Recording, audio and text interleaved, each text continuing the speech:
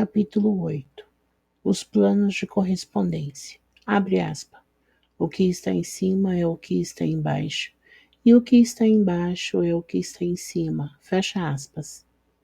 O segundo grande princípio hermético explica a verdade que há uma harmonia, uma correlação e correspondência entre os diferentes planos de manifestação, vida e existência.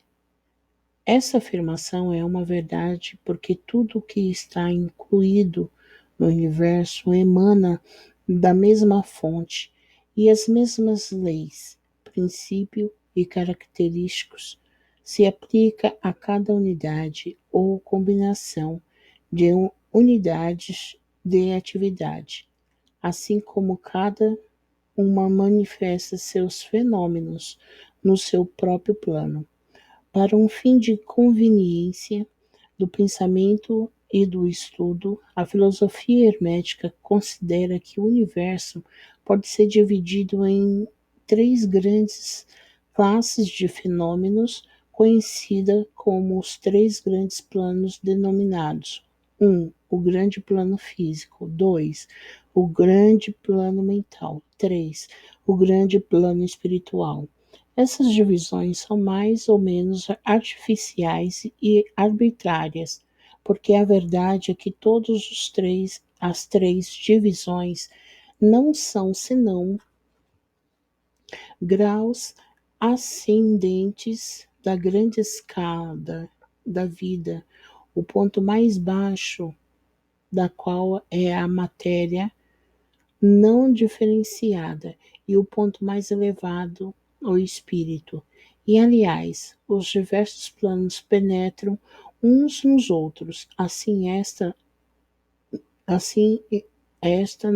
não sólida e exata divisão pode ser colocada entre os mais elevados fenômenos do plano físico e os mais inferiores do plano mental, ou entre os mais elevados do mental e o mais baixo do físico. Enfim, os três grandes planos podem ser considerados como três grandes grupos de graus de manifestação vital. Apesar do fim deste pequeno livro não nos permitir entrarmos em extensa discussão ou explicação do objeto destes diferentes planos. Contudo, pensamos ser bom dar uma descrição geral dos mesmos. O princípio devemos considerar bem a pergunta, tantas vezes feita pelo neófitos, que deseja ser informado a respeito do significado da palavra plano, termo que tem sido muito usado e pouco explicado em muitas obras do ocultismo. A pergunta é, geralmente, expressa assim: é um plano, um lugar, tendo dimensões, ou é simplesmente uma condição ou estado? Respondemos: não, não é um lugar, não nenhuma dimensão ordinária do espaço, é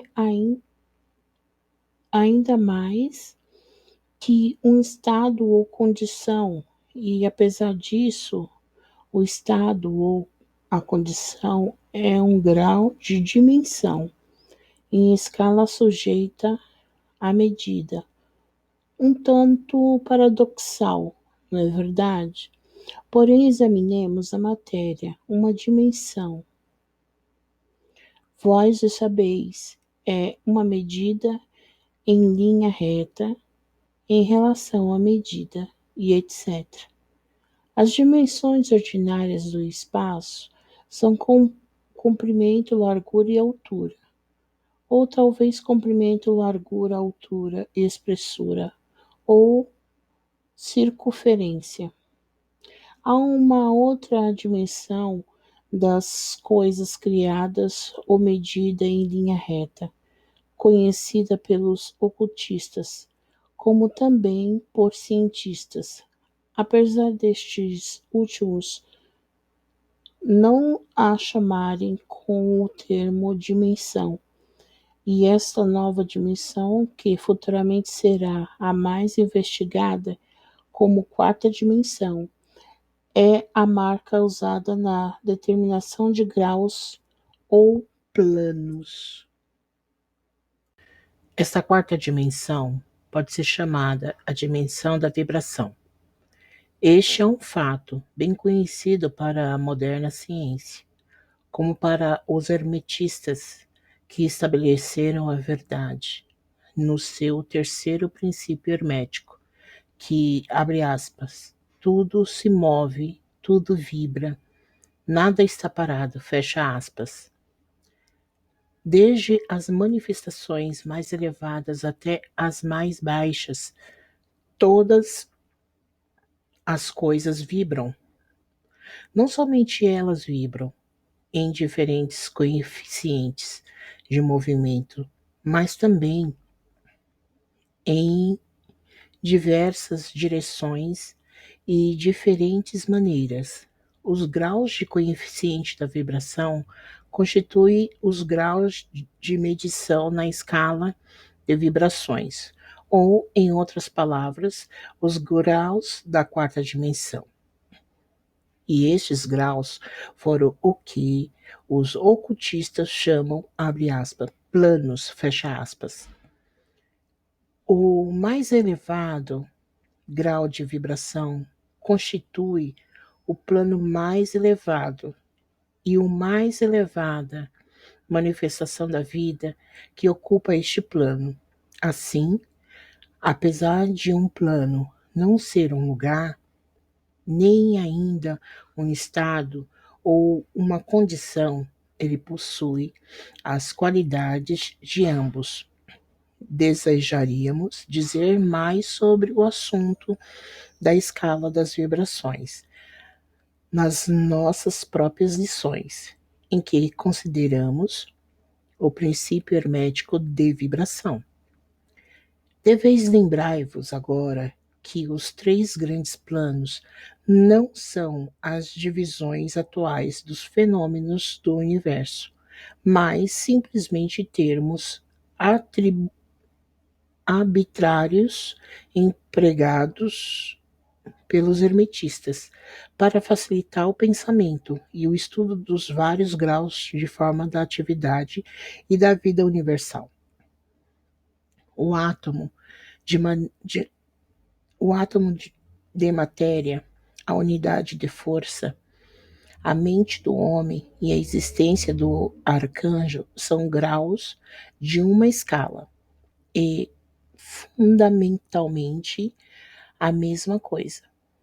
A diferença sendo simplesmente uma questão de grau e coeficiente de vibração. Todas são criações do todo e só têm sua existência na infinita mente do todo. Os hermetistas subdividem cada um destes três grandes planos em 7 planos menores. E cada um deles são também subdivididos em 7 planos, subplanos.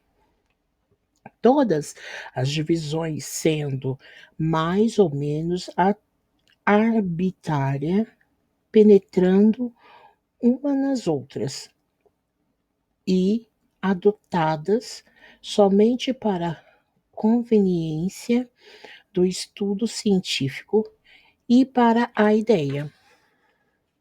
O grande plano físico, com os seus 7 planos menores, é a divisão dos fenômenos do universo, que inclui todos os que são relativos às coisas, forças e manifestações físicas ou mentais.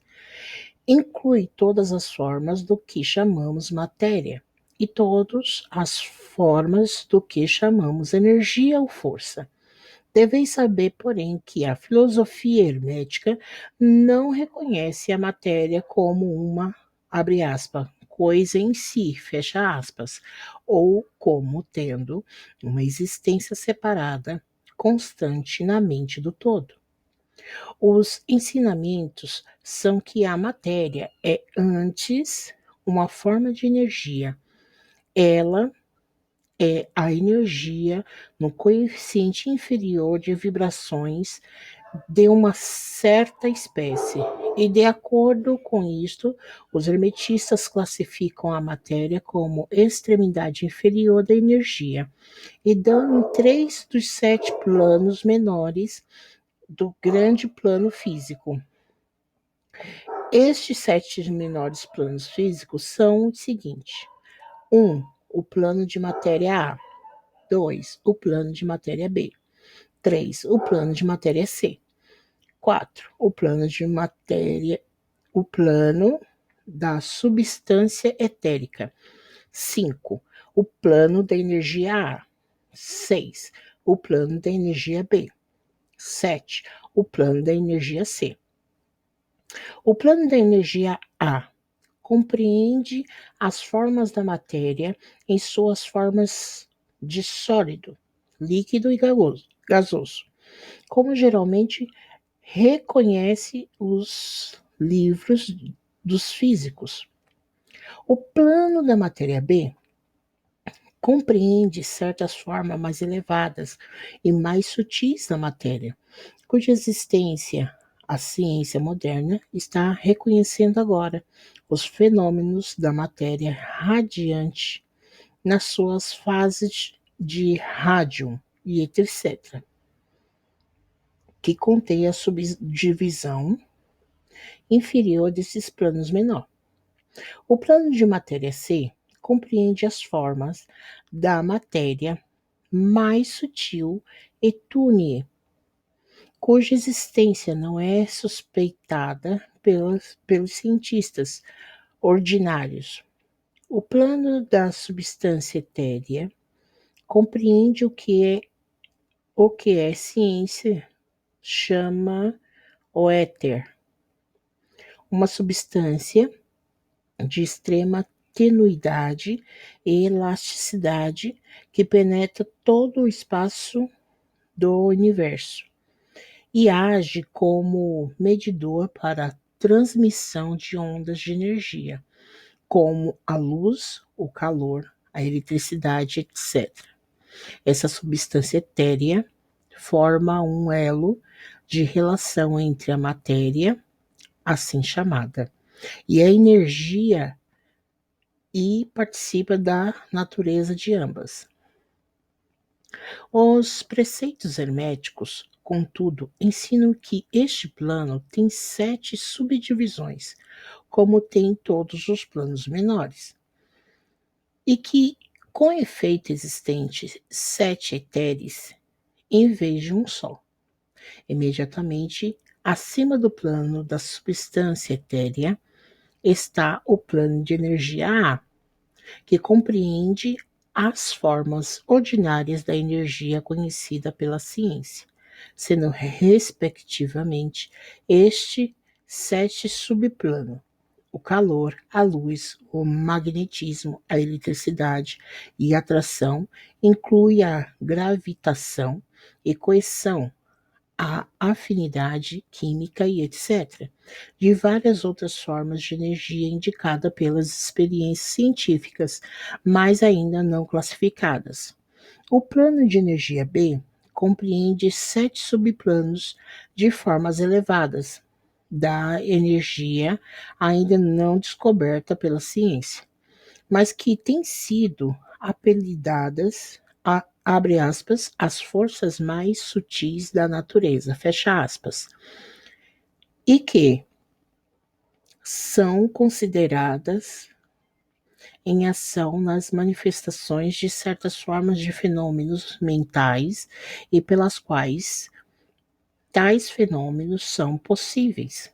O plano de energia C compreende 7 subplanos de energia, tão elevadamente organizados que eles contêm muitos característicos da vida, mas que não é reconhecido pela mente dos homens no plano ordinário de desenvolvimento, sendo útil só ao uso dos entes do plano espiritual.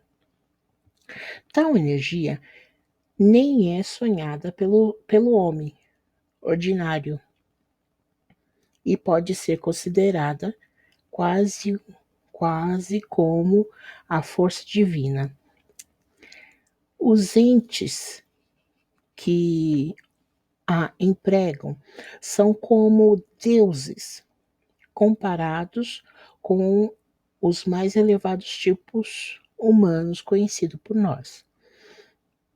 O grande plano mental compreende as forças de pensamentos viventes conhecidas por nós na vida ordinária, bem como certas outras formas só bem conhecidas dos ocultistas.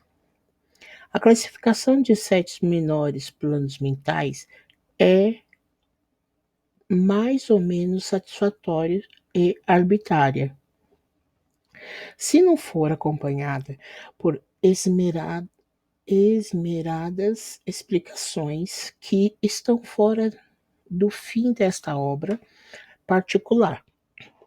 Contudo, vamos mencioná-las. Eles são os seguintes: 1. O plano da mente mineral. 2. O plano da mente elemental A. 3. O plano da mente vegetal. 4. O plano da mente elemental B. 5. O plano da mente animal. 6. O plano da mente elemental C. 7. O plano da mente hominal.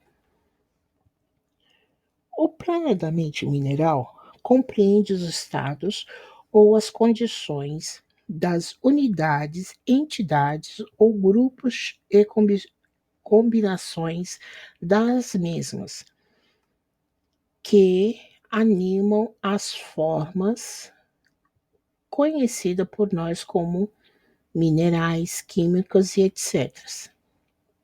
Essas entidades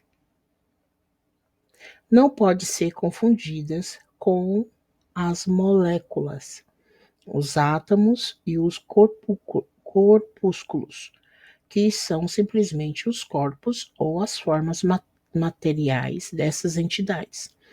Assim como o corpo de um homem é a sua forma material e não ele mesmo.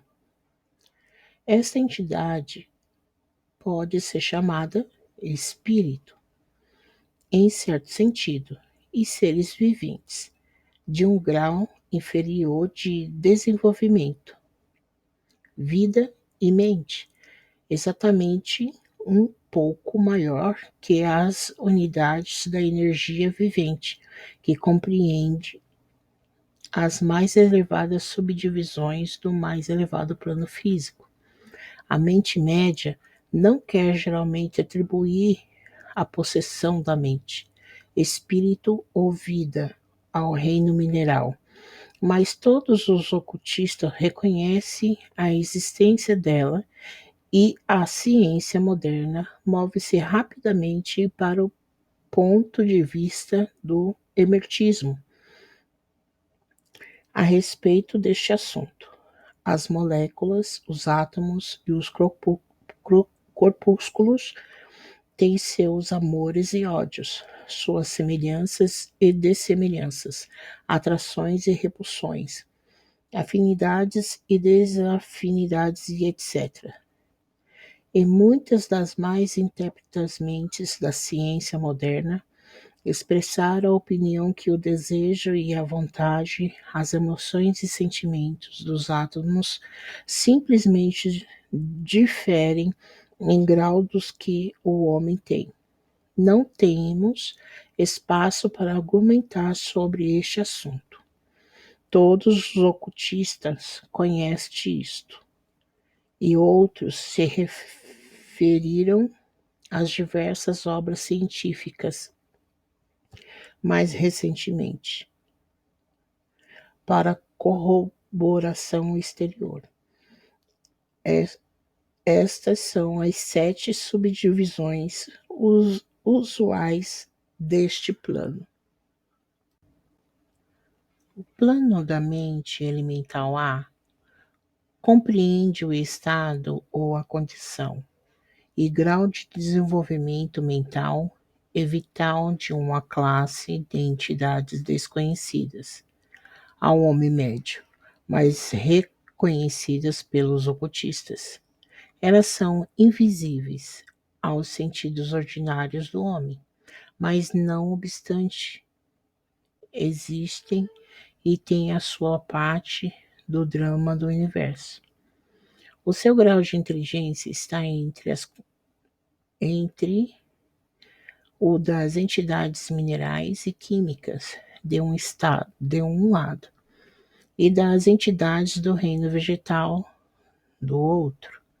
Também neste plano, há 7 subdivisões. O plano da mente vegetal, em seus 7 subdivisões, compreende os estados ou as condições das entidades contidas nos reinos do mundo vegetal. Os fenômenos vitais e mentais que as pessoas de inteligência média justamente bem compreendem, tendo sido publicadas na última década, mais outras novas e interessantes sobre a, abre aspas, mente e a vida nas plantas, fecha as aspas. As plantas têm vida, mente e espírito, tão, tão bem como os animais, o homem e o super-homem. O plano da mente elemental B, nas suas 7 subdivisões, compreende os estados e as condições de uma forma mais elevada das entidades elementais ou invisíveis, tendo a sua parte na obra geral do universo, cuja mente e a vida forma uma parte da escada entre o plano da mente vegetal e o plano da mente animal. As entidades participando da natureza de ambos. O plano da mente animal, nas suas 7 subdivisões, compreende os estados e as condições de entidade, entes ou espíritos que animais as formam, animais da vida, familiares a nós todos. Não é necessário entrar em detalhes a respeito deste reino ou plano de vida, porque o mundo animal nos é tão familiar como o nosso próprio.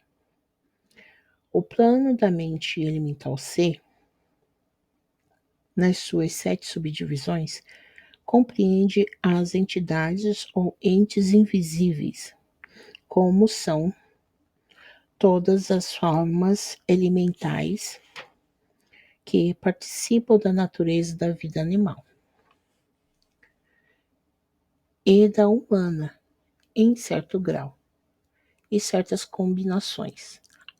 As formas mais elevadas são meio humanas em inteligência. O plano da mente humana, nas suas 7 subdivisões, compreende as manifestações da vida e da mentalidade que são comuns ao homem, nos seus vários graus de divisões. Nesta relação, sabemos que o homem médio atual ocupa a 4ª subdivisões do plano da mente humana. E somente os mais inteligentes cruzou as fronteiras químicas subdivisão. A raça gastou milhões de anos para alcançar essa posição, e serão necessários muitos mais anos para que ela passe para a 6ª e a 7ª subdivisões, e vá além delas. Mas lembrai-vos que existiram raças antes de nós que passaram por estes degraus, e nos planos mais elevados A nossa própria raça é a quinta, com o resto da quarta, que pôs os pés no caminho. Contudo, há alguns espíritos avançados da nossa própria raça que ultrapassaram as massas e que passaram a sétima divisões, a sexta e a sétima divisões. E muito poucos entes estão acima deles. O homem da sexta subdivisão será o super-homem, e da sétima, o homem de cima. Na sua Na nossa consideração dos 7 planos mentais menores, nós nos referimos aos 3 planos elementais.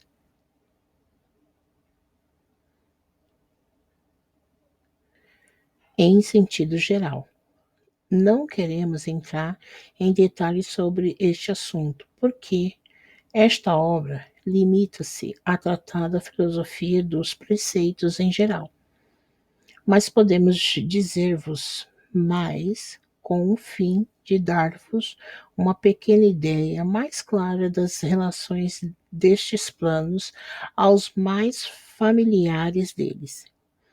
Os planos elementais têm a mesma relação com os planos da mentalidade e da vida mineral, vegetal, animal e hominal, como as chaves pretas do piano têm para com as chaves brancas.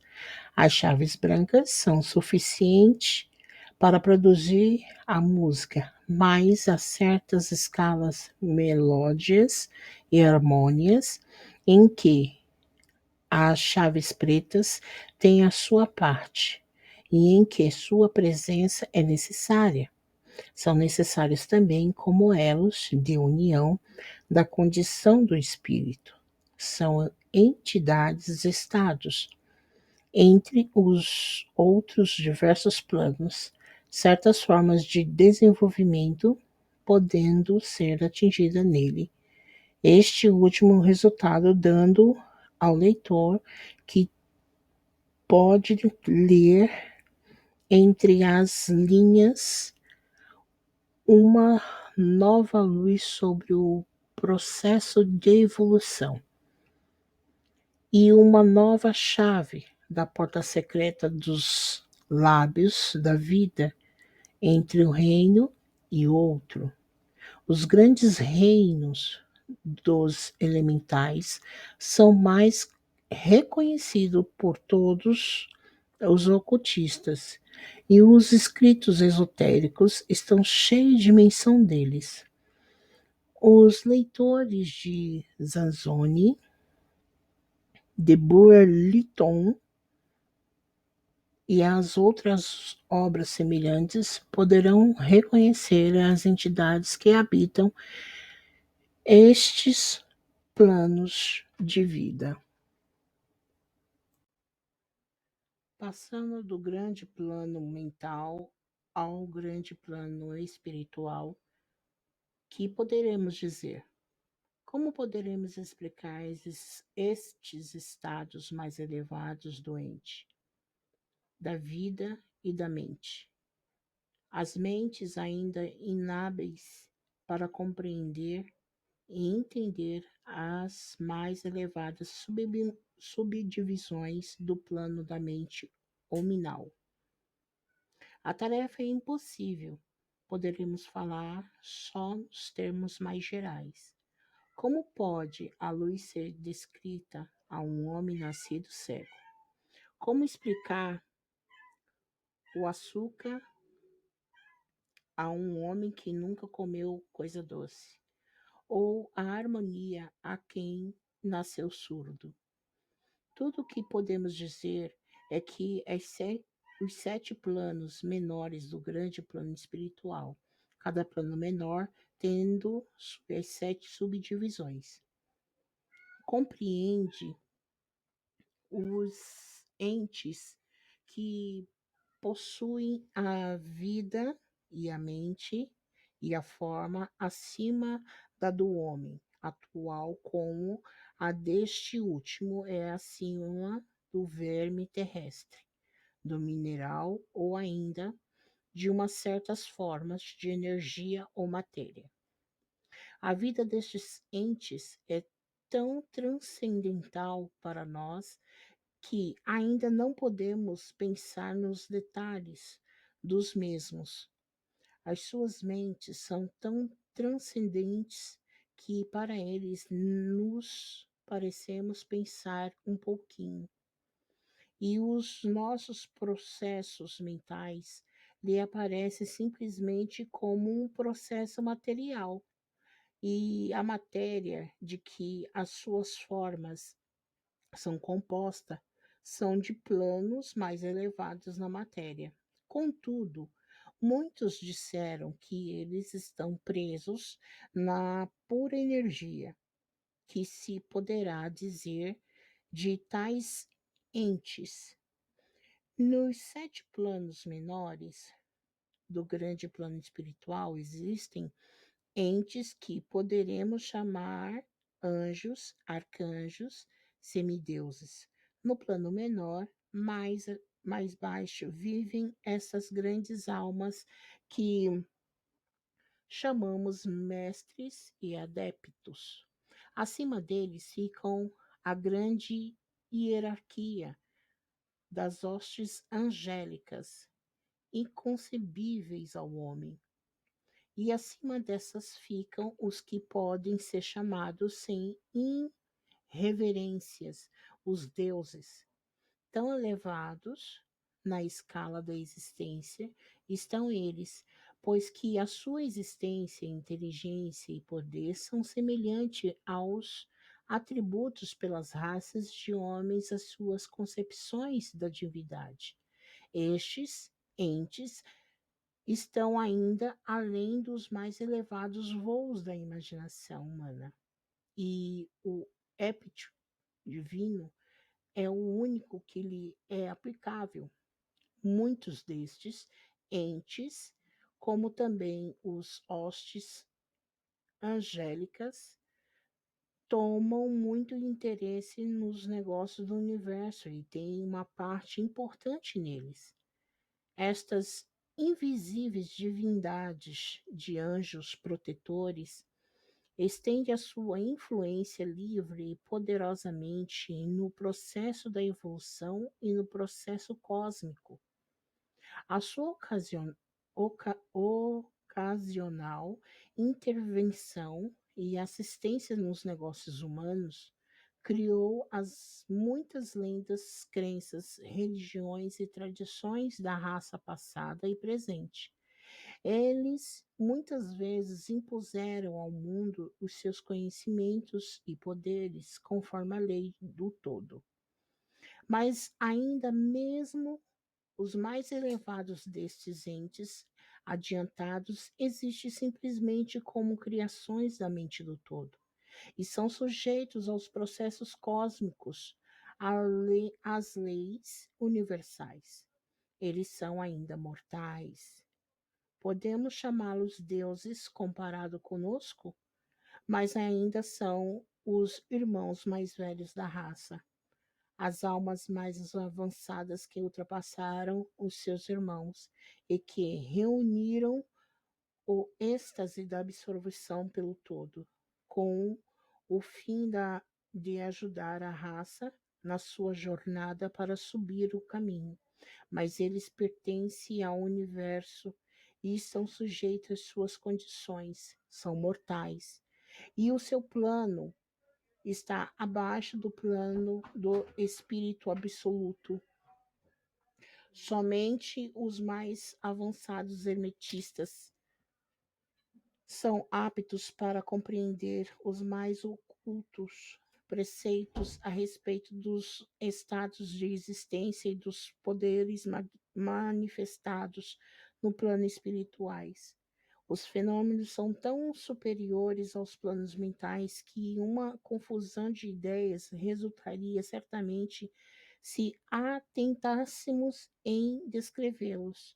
Somente aqueles cujas mentes foram muito adestradas nas linhas da filosofia hermética por muitos anos, certamente que esses transportam consigo de outras encarnações o conhecimento adquirido previamente. Pode compreender justamente o que é significado pelo ensinamento sobre este plano espiritual. E muitos desses preceitos secretos são considerados pelos hermetistas como sendo sagrados, importantes e perigosos para a disseminação ao público em geral. Os estudantes inteligentes podem reconhecer que significamos com isto a ideia de que a significação da palavra espírito, como é empregada pelos hermetistas, é semelhante à de poder vivente, força animada, essência oculta, essência da vida e etc., que não deve ser confundida com um termo usual e comumente empregado em relação com os termos, isto é, religioso, eclesiástico, espiritual, etéreo, santo, etc. Aos ocultistas, a palavra espírito se emprega no sentido do o princípio animado, entendendo com isso a ideia de poder, energia vivente, força mística e etc. E os ocultistas sabem que o que é conhecido por eles como poder espiritual pode ser empregado para o mal como para o bem. Fim em concordância com o princípio da polaridade, fato que foi reconhecido pela maioria das religiões nas suas concepções de Satã, Beuzebu, o diabo, Lúcifer, anjos caídos e etc. E assim os conhecimentos a respeito desses planos foram conservados no Santo dos Santos, na câmara secreta do templo, de todas as fraternidades esotéricas e ordens ocultas. Mas podemos dizer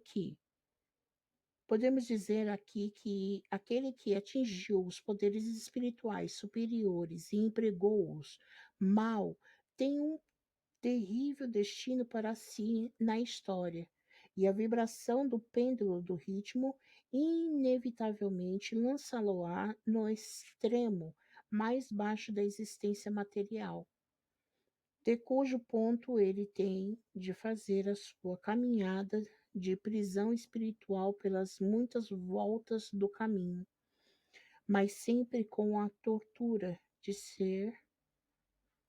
ter sempre consigo uma ligeira memória das alturas de que caiu por causa das suas más ações. A lenda da queda dos anjos tem uma base nos fatos atuais, como sabem todos os ocultistas avançados. Os esforços para poderes egoístas no plano espiritual inevitavelmente traz como resultado no espírito egoísta a perda da sua balança espiritual e a queda do mesmo modo que foi elevado previamente, mas ainda para tal alma é dada a oportunidade de volta, e ela toma o caminho de volta, pagando a terrível penalidade de acordo com a lei invariável. Em conclusão, vamos agora lembrar-vos que, relativamente, de acordo com ele, ao princípio de correspondência que contém a verdade, o que está em cima é como está embaixo, e o que está embaixo é como está em cima. Todos os 7 princípios herméticos estão em muitas operações em todos os diversos planos físicos, mental e espiritual.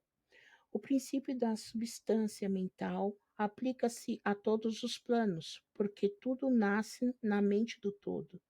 O princípio de correspondência se manifesta em tudo, porque há uma correspondência harmônica e correlação entre os diversos planos. O princípio de vibração se manifesta em todos os planos, com efeito, a verdadeira diferença que faz os planos resulta da vibração. Como explicamos? O princípio da polaridade manifesta-se em todos os planos, porque os extremos dos polos são aparentemente opostos e contrários. O princípio do ritmo manifesta-se em todos os planos. O movimento dos fenômenos tendo o seu fluxo e refluxo, e a sua alta e baixa. O princípio de causa e efeito se manifesta em todos os planos, cada efeito tendo a sua causa e cada causa tendo o seu efeito.